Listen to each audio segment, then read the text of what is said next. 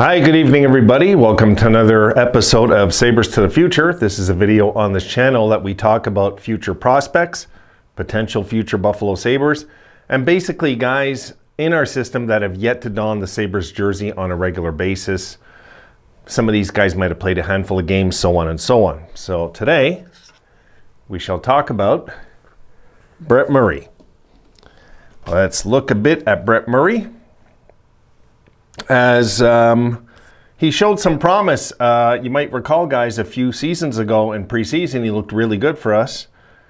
And he just hasn't really got a fair shot, I think, you know? I mean, let's look at his numbers and we'll talk a bit about it because his numbers are decent this year. So let's take a look. And I'm going to go right into his numbers this year, guys. 24 games, 10 goals, 9 assists for 19 points. He's a +4. It just seems like this guy, you know, the bottom line, is he a future bottom 6 power forward in our plans? Or is he not? I mean, this is what it comes down to. Is Brett Murray going to be in our plans? Because this is a good trade piece if we're just going to hang on to this guy. You know, he's going to be, again, he's only under a 1-year deal. I should have actually put a clip of his contract. Actually, you know what? I will put a clip, guys. Let's take a look at his current contract. And there you see it, guys. Just 1 year. Length 1 year, signed by Kevin Adams this year on July 18th. And that's it, $750,000. And his minor's salary is $225,000. So there's a lot to really... You know, there's a lot of question marks with this guy, but you know, when you look at him, 6'5", 228, it says 228 pounds there. And on Cap Friendly, it says 236 pounds. So you guys get the picture. He's a big boy. You know, he's got strength, he's got size, and he does use it, which Buffalo could use in the lineup. In the bottom 6, I'm talking, guys. I'm not talking about messing with our top 6. No. I think our top 6 is pretty much set in stone now. You know, and a guy like this in our lineup, I don't think will harm the team. And I'm going to clean my glasses for next video, guys. I'm going to make a few videos tonight. I don't think a guy like this can harm us, giving him a fair shot because, you know, we gave Cody Eakin every chance in the book. And I know he was, you know, decent at certain aspects of the game, winning important faceoffs, things like this. But...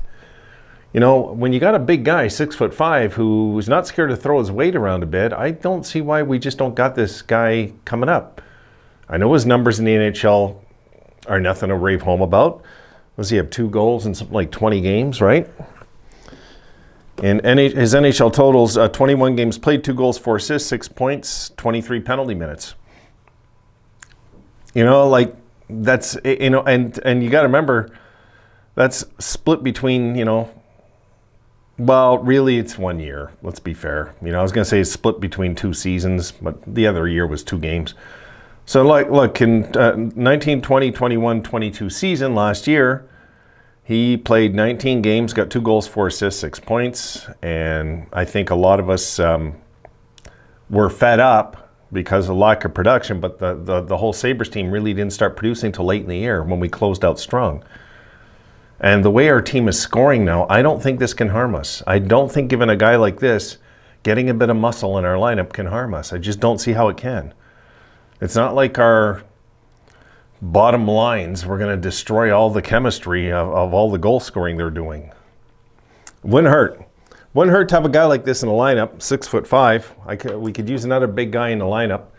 We're already a pretty decent sized squad, I'd say right now, but it would be just good to throw a fair shot out there. And worst case scenario, guys, we just move them. We just move them. What team isn't going to want to take a shot at a 24-year-old that's been in a, you know, playing professional hockey and having basically a career year in the minors, making $750,000? I don't think there's many teams in the league that are really going to be scared to take a chance on that in a deal. So we could move him for something, but you know, is he NHL caliber or not? We're never going to know if we don't try him. And I'm sure that, you know, Peck has done his work with this guy. I talked about this, oh, goodness gracious, guys. I think it was 2 seasons ago. Was it last? You know what? I think it was the beginning of last year. I did a video on Brett Murray and talked about how his future should be bright, you know, and it has got brighter. His numbers are good this year compared to last year. And I think now is the time when you get a guy like this up. He's feeling good about himself, you know. And if you look at his past, I wanted to just touch on this, guys. When he played in the USHL, okay, in 62 games, 41 goals, 35 assists, 76 points in 62 games. This is probably the best he's felt since that year. Since 2019, you know? My guess, you know, because if you look, and then with Rochester 55 games, 9 goals, 15 assists.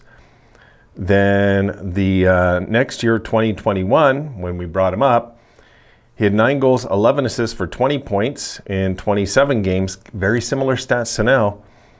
But he's ahead of pace this time with 10 goals, 9 assists for 19 points. But then last year, he in 52 games had 15 goals, 17 assists, 32 points. Not numbers to again to base an NHL Hall of Fame career on, but if he's got muscle and size and he can throw that into the lineup and get us 15 goals a year, guys, as far as I'm concerned, he's a bottom 6 player on this team. We need to get guys in our lineup. We keep talking about needing muscle. We keep talking about needing a bit of aggression. It's right there in our system.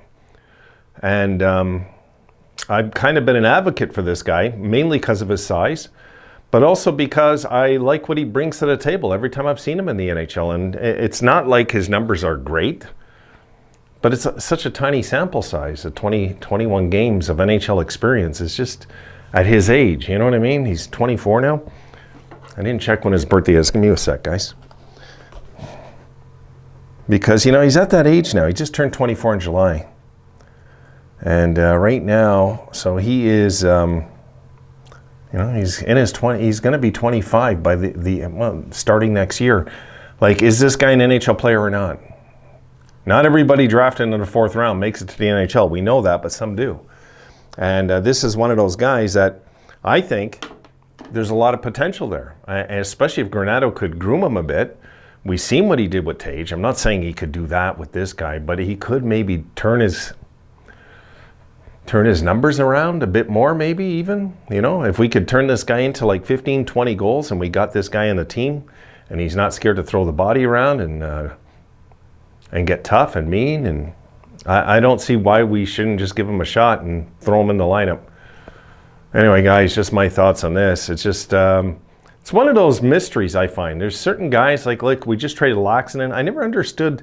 But I don't know what goes on behind the scenes with these guys, right? I'm not a GM. I don't know what Adam knows that he knows about this guy behind the scenes. But I look at the numbers this year and I'm like, how come he hasn't had really any shot to be called up this year? Just kind of weird, you know? I mean, maybe they're thinking they'll lose him. I don't know. I don't know what it is. But look, I'll let you guys discuss it. I'm guessing that if he goes down, he's not waiver exempt, and they think they'll lose him. That could be one of the things. Not sure, because of the games played. I don't know the rules with that exactly. I can tell you that this guy, when I look at his numbers in the minors, I don't see why he just doesn't get a shot on our squad now in the bottom 6. I'm talking 8 minutes a night or something. Just my thoughts, guys. All right, I shall see you in the next one.